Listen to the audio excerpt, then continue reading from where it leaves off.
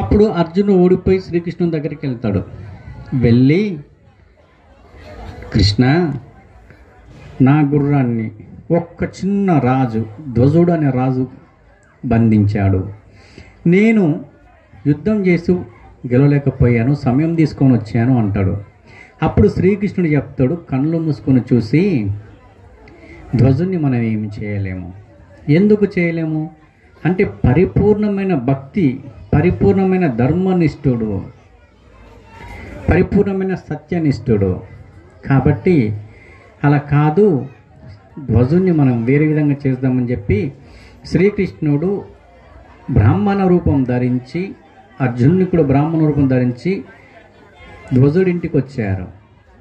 రాగానే ధ్వజుడు వాళ్ళకు కాళ్ళు కడుకుడికి నీళ్ళు ఇచ్చి, ఆర్జం తాగడానికి నీళ్ళు ఇచ్చి, అయ్యా మీ రాకకు గల కారణం ఏంటి అని అడిగాడు. బాగా వినండి. అడిగితే, అయ్యా నాకొక్కే ఒక కొడుకు, నేను వస్తుంటే పులి పట్టుకుంది, నా వంశము నిర్వంశం అయిపోతుంది నా కొడుకు లేకుంటే. నా కొడుకు ఇవ్వమని నేను పులిని అడిగాను. పులి అన్నది, మీరు వెళ్తున్న కదా అక్కడ ధ్వజుడు అనే ఒక భక్తుడుండు, ధ్వజుడు అనే అతని శరీరం నుంచి కుడి భాగాన్ని నాకు ఆహారంగా ఇస్తే నీ కొడుకును వదిలేస్తా అని చెప్పింది. దయచేసి మీ శరీరం నుంచి సగ భాగాన్ని నాకు ఇవ్వగలుగుతారా అని శ్రీకృష్ణ పరమాత్మ ధ్వజుడిని అడిగాడు. సరే అన్నాడు. అది కూడా నీ భార్య నీ కొడుకు రంపంతో కోసి నాకు ఇవ్వాలన్నాడు. ఇవ్వడమే ఎక్కువ, భార్య ఒప్పుకోవడమే ఎక్కువ, భార్య కోసి ఇవ్వాలన్నాడు. సరే అన్నాడు అని తన కొడుక్కి చెప్పాడు. నేను మాట ఇచ్చాను, ఇచ్చిన మాట తప్పితే నేను చనిపోయిన వాడితో సమానం. కాబట్టి నేను సగం శరీరం ఇచ్చి చనిపోయాను అనుకో, నా జీవితానికి అర్థం ఉంటుంది నాయన అని వాళ్ళ కొడుకు చెప్తే, రంపం పెట్టి కొడుకు ముందట నిలబడి భార్య వెనక నిలబడి పోస్తుంటారు. ఎడమ కంట్ల నుంచి నీళ్ళు వస్తాయి. శ్రీకృష్ణుడు అంటాడు, నువ్వు ఏడ్చుకుంటూ ఇస్తున్నావు, నాకు వద్దు అంటాడు. నువ్వు ఏడ్చుకుంటూ శరీరం ఇస్తున్నావు, నీ ఏడ్చుకుంటూ ఇచ్చే శరీరం నాకు వద్దు అన్నాడు. ధ్వజుడు అన్నాడు, అయ్యా సగ శరీరం నీకు ఉపయోగపడుతుంది, ఇంకా సగ శరీరం వృధాగా పోతుందని చెప్పి బాధపడుతున్నా అన్నాడు. అందుకే నాకు కన్నీళ్ళు వస్తున్నాయి, ఇది కూడా అవసరం ఉంటే తీసుకో అన్నాడు. అప్పుడు శ్రీకృష్ణుడు అర్జునుని అడిగిండు, ఏమంటావు అర్జున అని. ఈ భక్తికి నేను శరణాగత అవుతున్నా అని చెప్పేసి శ్రీకృష్ణుడు సాష్టాంగ నమస్కారం వేసి విశ్వరూపం చూపించి, నీకు ఏం కావాలి కోరుకో అని అడిగాడు. నిన్ను చూసే భాగ్యం తప్ప నాకు ఇంకేమి కావాలయ్యా, నాకు మీరేమని ఇవ్వాలనుకుంటే నేను నిన్ను చూస్తూ ఉండే వరం నాకు ప్రసాదించని చెప్పేసి ధ్వజుడు అడిగాడు.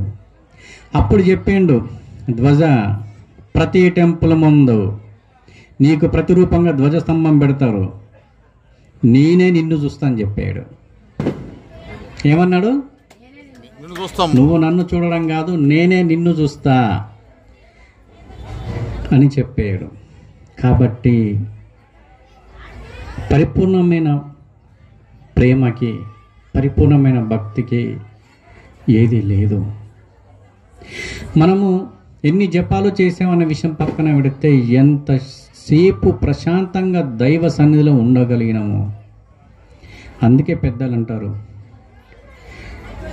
ఇస్తుంది పక్షులకు నీళ్ళు ఇస్తుంది, పంటలకు నీళ్ళు ఇస్తుంది, శివుడికి అభిషేకానికి నీళ్ళు ఇస్తుంది. ఎంత ఉపయోగపడుతుందని అది అన్నిటికీ ఉపయోగపడుతుంది. జీవకోటి దాహాన్ని తీరుస్తుంది, చివరికి తన ఉనికిని కోల్పోతుంది, అంటే మరణిస్తుంది. సముద్రంలోకి అయిన తర్వాత ఎవరన్నా నది అంటారా? గంగ వెళ్ళి సముద్రం కలిసింది, సముద్రమే, గంగ లేదు. అలాగే మనం కూడా జన్మించి మరణించేంత వరకు మన జీవితంలో మనం ఏమేం చేస్తున్నాము, ఏం చేస్తున్నాము, మన జీవితం ఏ వైపు పోతుంది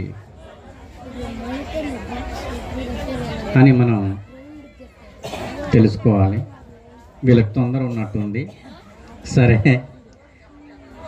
మళ్ళీ కార్తీక మాసంలో మనము ప్రశాంతంగా ఉపన్యాసం పెట్టుకుందాం. ఏ పాపం వాళ్ళు తొందరపడతాను ఫోన్లే. మీకు ఏదైనా సందేహాలు ఉంటే అడగండి. మీకు ఏదైనా భక్తికి సంబంధించింది, ధర్మానికి సంబంధించింది ఏమన్నా సందేహాలు ఉంటే ఎవరైనా సరే అడగండి. ఒక 5 నిమిషాలు అడగండి. ఏదో అయ్యగారు వచ్చిండో ఏదో చెప్పిపోయినట్టు కాదు. మీకు కూడా మీ మనసులో ఏదైనా ధర్మ సందేహాలు ఉంటే అడగండి. స్వామి గారు, ఏ నామస్మరణ మనసులో పద్దాకులు అంటే మోక్షానికి దగ్గర అవుతాం స్వామి గారు? ఈశ్వరం సర్వభూతానం, ఈ సృష్టిలో ఉన్న ప్రతి నామము దైవందే. మీకు ఏ దైవం దగ్గరుంటే ఆ దైవ నామస్మరణ చేయండి. విష్ణువ, నారాయణ, శివుడవ పంచాక్షరి, అమ్మవర, ఓం శ్రీ మాత్రే నమః. ఏ నది పట్టుకుని వెళ్ళినా వెళ్ళేది సముద్రానికే, ఏ నామాన్ని పట్టుకుని వెళ్ళినా వెళ్ళేది దైవం దగ్గరికే. ధన్యులు స్వామి గారు, ధన్యులు. ఇంకా అనుపూర్ణమ్మ గారు అడగండి.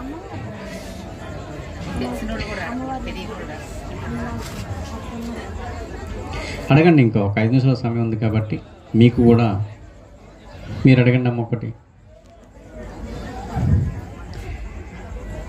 మన ప్రాంతంలో చెప్పండి అమ్మ.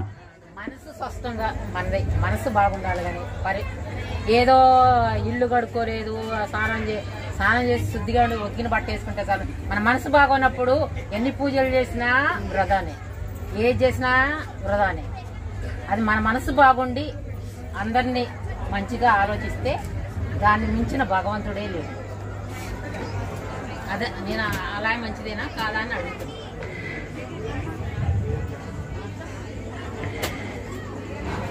ఏది మంచిది? మన భక్తి యొక్క రూపం ఎలా ఉండాలి, మన జీవితం ఎలా ఉండాలి అంటే, ఈరోజు ప్రతి ఊరిలో ప్రతి టెంపుల్ ముందు ఒక ధ్వజస్తంభం ఉంటుంది. అవునా? మీరు ఆ ధ్వజస్తంభాన్ని చూసి చాలా నేర్చుకోవచ్చు. ధ్వజస్తంభం ఎందుకు పెడతారు అంటే, ధ్వజుడు అనే ఒక భక్తుడు, శ్రీకృష్ణ భక్తుడు ఉండే. ఆ ధ్వజుడు అనే శ్రీకృష్ణ భక్తుడు ఉన్నప్పుడు అర్జునుడు తను ఒక యాగం చేసి గుర్రాన్ని వదిలాడు. ఆ ధ్వజుడు రాజ్యం నుంచి పోతుంటే ఆ గుర్రం చూశాడు, చదివాడు. అర్జునుడి చదివి ధర్మం ప్రకారం నా రాజ్యంలోకి వచ్చి నేను కట్టేయాలని చెప్పి దాన్ని కట్టేశాడు. అర్జునుడు వచ్చి, ఏంటి నా గుర్రాన్ని నువ్వు కట్టేస్తావా అంటే, అయ్యా మీరు గొప్పవాళ్ళు, కానీ ధర్మం ఏంటంటే నా రాజ్యంలోకి వచ్చింది కాబట్టి నేను కట్టేయాలి, నాతో యుద్ధం చేసి నువ్వు తీసుకెళ్ళమంటాడు. అంటే అర్జునుడు నవ్వుతాడు, సరే అని చెప్పి యుద్ధం చేస్తాడు. కానీ ధ్వజుడి ముందు గెలవలేకపోయాడు. ఎందుకంటే ఇందాక మీరు